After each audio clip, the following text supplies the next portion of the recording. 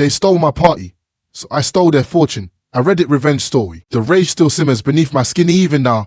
Years later, when I recall the utter betrayal, the cold calculation, the sheer audacity of what my family did to me. It all started innocently enough. A dinner to announce, triumph, clawed my way to achieve. Posted a dinner to announce my promotion. A promotion that meant everything after years of being treated like I was invisible, like I was nothing compared to my golden child sister. What I wanted to tell the truth, to finally stand in the spotlight for once, to feel seen. So I decided to throw a party, a celebration I would never forget. My name is Tiffany Mitchell, and this is the story of how I learned that family isn't always blood, and success is the sweetest revenge. My parents, from the beginning, saw me as, "Les, don't you think we're overdoing it a bit?" I remember my dad asking one evening as his mom struggled to teach me simple arithmetic. I was barely 3. Mom insisted. He muttered, showing him yet another colourful flashcard. The book said we need to start early. Looking back now, that was the first crack in our foundation. I set my life change when my sister Jessica was born. I was 3 years old, and she was the new project, the prize to be won. Boot camp began for Jessica from the moment she entered the world. Mom had even taken special courses by then, determined not to make the same mistake she thought she'd made with me. The difference in how they approached raising Jessica was stark, a chasm that widened with each passing year. Where I had regular toys, Jessica had educational development tools, instruments designed to sharpen her mind like a blade. Where I had picture books, Jessica had cognitive enhancement materials, designed to fuel her potential. Every milestone became a celebration for her, another notch on my parents' belt, further proof that they were doing it right. My grandparents, Peter and Eleanor Mitchell, lived just a few blocks away, showering us both with the same love and attention. A constant reminder to my parents that love shouldn't be conditional. I remember one particular Sunday afternoon when I was about 5. The tension was palpable at the dinner table. Both of my granddaughters are perfect just the way they are.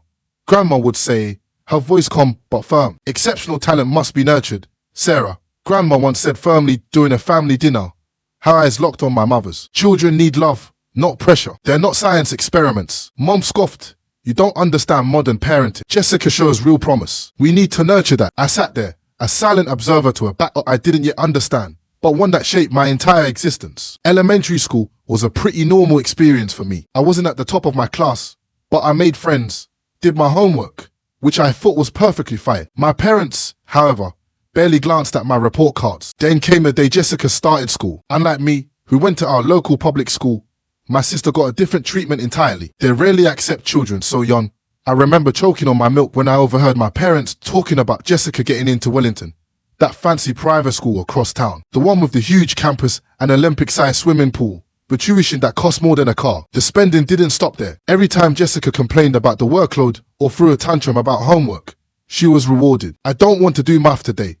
Play Jessica Woodwin for sympathy. Tell you what, sweetie, if you finish your homework, we'll get you that new pony you always wanted. It didn't take long for Jessica to figure out this game. If I get an A on this test, can I have? Meanwhile, I was doing my homework alone, in silence, with no rewards, and with no praise. Once I got the highest score in my class on a science project, a feat I was incredibly proud of. When I showed it to Mom, her response was dismissive. "Oh, that's nice. Did you hear? Jessica got accepted into the advanced mathematics program." The final straw came when I was 13. I had just finished decorating my room, the bigger of the two kids' bedrooms, with posters of my favorite bands and some photos of me with my friends. It wasn't anything fancy, but it was my sanctuary, the place where I could be myself, free from the constant comparisons. One evening, Jessica marched into the living room where our parents were watching TV, her face contorted with displeasure. "I want Tiffany's room. Mine is too small for all my things, and I need more space on my study area." Instead of dismissing her entitlement, Mom and Dad exchanged glances, a silent conversation passing between them. "You know, that makes sense," Mom said, a false note of reason in her voice. "Jessica does have a lot more equipment and educational materials." "No," I shouted, my voice cracking with disbelief. "That's my room. I've had it since I was little."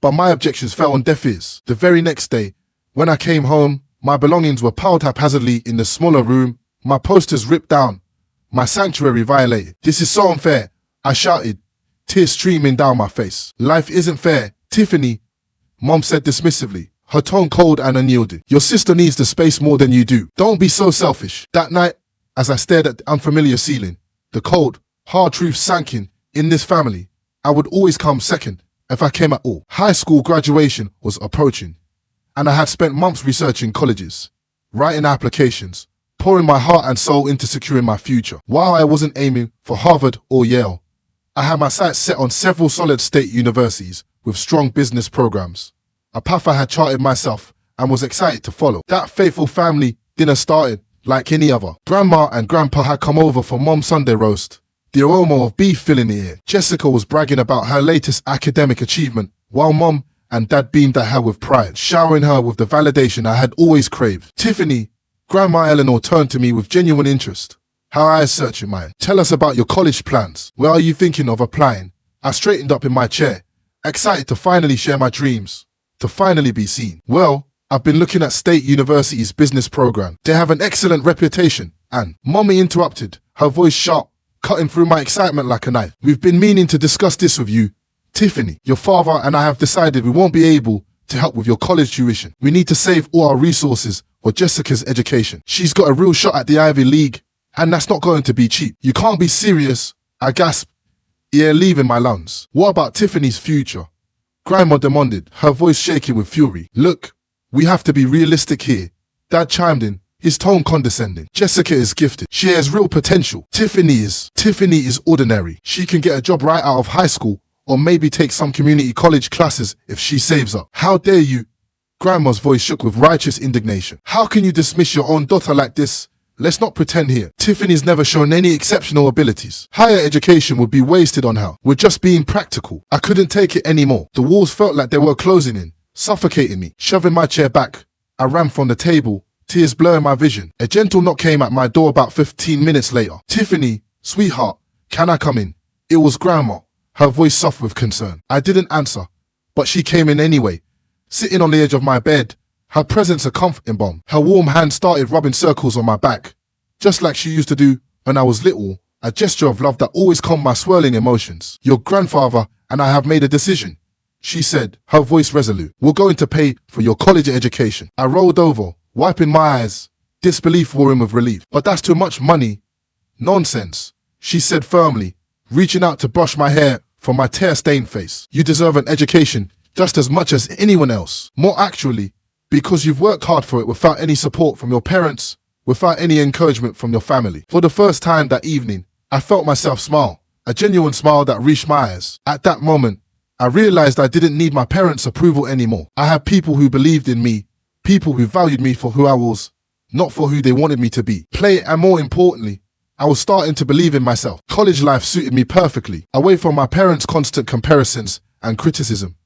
Place I flourished in the business program. My professors praised my analytical thinking, my strategic mind, my ability to see patterns where others saw only chaos. I reveled in the freedom, in the challenge, in the knowledge that I was forging my own path, independent of my family's expectations. Every weekend, I called Grandma and Grandpa to update them on my progress, sharing my triumphs and seeking their wisdom. Their voice is a constant source of support and encouragement. I haven't spoken to my parents since leaving for college. They hadn't tried to contact me either, which, honestly, made things easier. One evening, Grandma said, her voice tinged with worry, she's completely gone off the rails. You know she got into Princeton, but apparently, she just stopped caring about school altogether. Dramatic fall from grace. Jessica, it seemed, had discovered boys and the freedom to do whatever she wanted, a stark contrast to the rigid structure she had always known. In a matter of weeks, she had unraveled. Your mother called me in tears yesterday.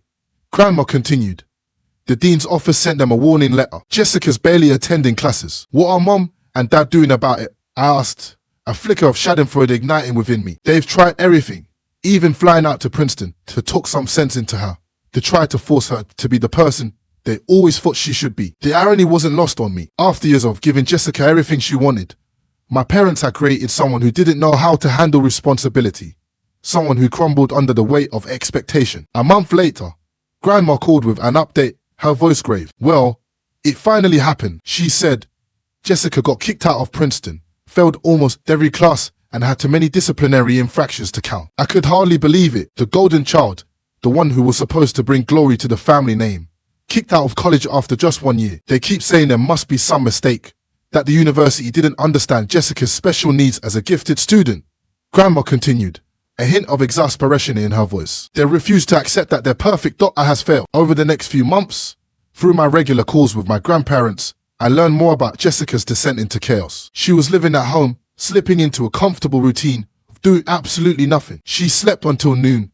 Grandma said, "Your father tried to get her to at least look for a job, but she refused, claiming that no one was worthy of her intelligence and skill." I felt vindicated and pleased, and at the same time, I felt relieved that I'd escaped their suffocating expectations and found my own path. After graduation, I landed a job as an investment analyst at Meridian Financial, one of the most respected firms in my hometown. Grandma and Grandpa insisted I stay with them until I got settled, an offer I gratefully accepted. The unexpected reunion with my parents happened on a Saturday morning at Marshall's Grocery. I was comparing prices on organic tomatoes and I heard my mother's voice. "Tiffany, is that really you?"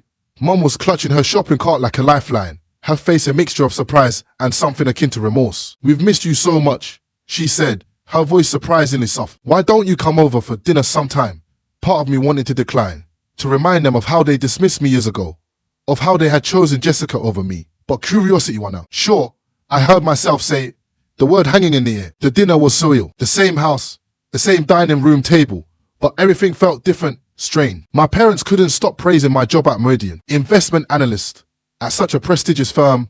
Mom kept saying, her voice laced with newfound admiration. James Wilson told me, "They only hide the best and brightest at Meridian."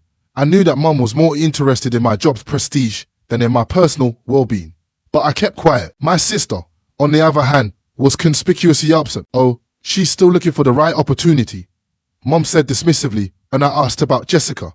"She just quit another retail job, her third that year." Over the next few years, my career at Meridian took off. Each promotion came with new responsibilities and challenges, but I embraced them, thriving under pressure. My parents started inviting me to regular family dinners, their attitude towards me shifting with each new achievement. Jessica, however, continued her pattern of short-lived jobs and longer periods of unemployment, never leaving our parents' house, claiming each job was beneath her, or left because it was too boring. Everything changed again at one of our family gatherings. Jessica burst through the front door, her eyes sparkling with an unnatural brightness. "This is Charles," she announced triumphantly, gesturing to the man standing beside her. Charles was polite and well-spoken, clearly from money, radiating an air of wealth and privilege. Jessica spent the entire evening shooting smug looks my way, reveling in the attention. "I bet you didn't expect me to find someone before you did," she finally said during dinner, her voice drooping with satisfaction. I just shrugged and took another bite of Mom's pot roast, refusing to let her get under my skin. Jessica's attempt to get under my skin felt childish, pathetic. My parents, however, hum on his every word about his family's real estate empire and his private school education, their eyes gleaming with approval. When he left that evening, Mom couldn't contain her excitement. "Isn't it wonderful?" she whispered excitedly. "Charles comes from such a good family. They don't have the commercial properties downtown, or ones that are worth millions." It was clear that they saw Charles as Jessica's ticket to success, her chance to finally fulfill the promise they had always seen in her. I didn't bother pointing out that dating a rich man wasn't exactly a career achievement. Some things never change. Then came the day that changed everything. A critical error was made in one of our major investment portfolios. The senior analyst that overlooked a pattern of high-risk investments that could have caused our clients millions in losses. I spent days, then weeks, poring over the data, analyzing every number, preparing a comprehensive report that exposed the flaws in the system. "Miss Mitchell, this is remarkable, Mr. Davidson," our CEO exclaimed, his eyes wide with astonishment. "How did you see this?" I noticed inconsistencies in the risk assessment models, things that everyone else had missed, and I followed my instincts. My strategy worked better than anyone expected. Within 6 months, the restructured portfolio showed a 15% increase in return, a staggering success that turned potential disaster into a resounding victory. Clients were thrilled, and my reputation within the firm soared. I followed this success by developing a new investment algorithm that helped identify emerging market opportunities before our competitors, further solidifying my position as a rising star. Then came the day that changed everything. I was called into the boardroom, my heart pounding with a mixture of anticipation and nerves. "Tiffany, Mr. Davidson began, his voice serious but kind.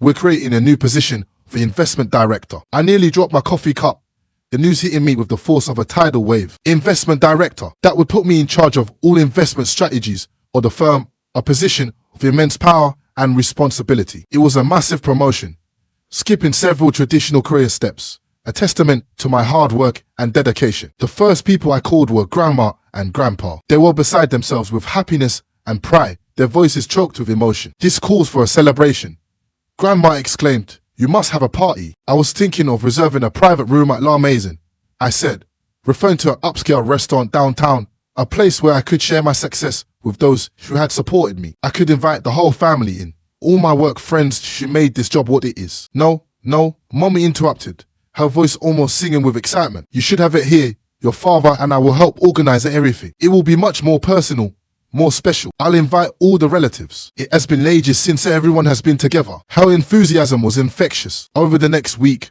I transferred money to my mother's account for the party expenses, and she kept me updated with regular phone calls, describing the decorations, the menu, the guest list. I should have known better.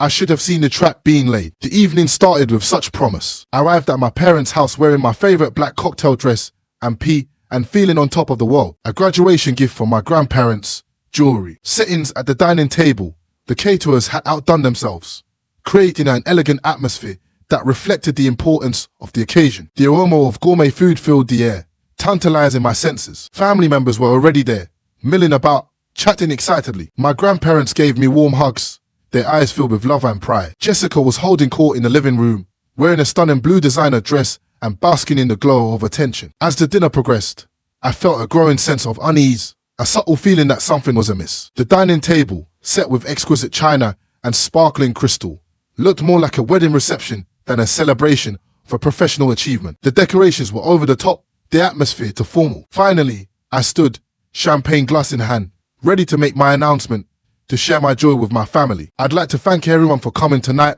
I began, my voice filled with emotion. Oh, sweetie, let me, Mommy interrupted, stepping forward, her voice almost singing with excitement. We've gathered here today to celebrate a very special occasion. My heart sank. I knew, in that instant, that something was terribly wrong. Our beautiful Jessica and her wonderful Charles are engaged to be married.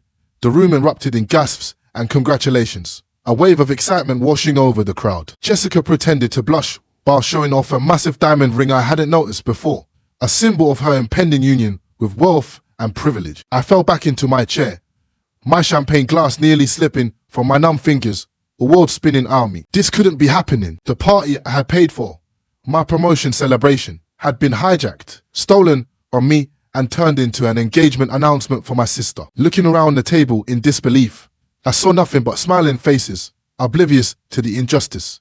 Even my grandparents were smiling and congratulating the happy couple. That's when it hit me. None of them knew this was supposed to be my celebration. My parents had invited them to an engagement party, not a promotion party, carefully orchestrating this betrayal behind my back. The chair scraped against the floor as I stood up, anger burning in my throat, threatening to consume me. But before I could say anything, before I could expose their deception, I felt my father's iron grip on my wrist, his fingers digging into my skin. He pulled me close, his eyes blazing with a cold fury. Don't you dare make a scene, he hissed, his voice low and menacing. If you ruin this for your sister, you'll get nothing. No inheritance, no family, nothing. Sit down and smile.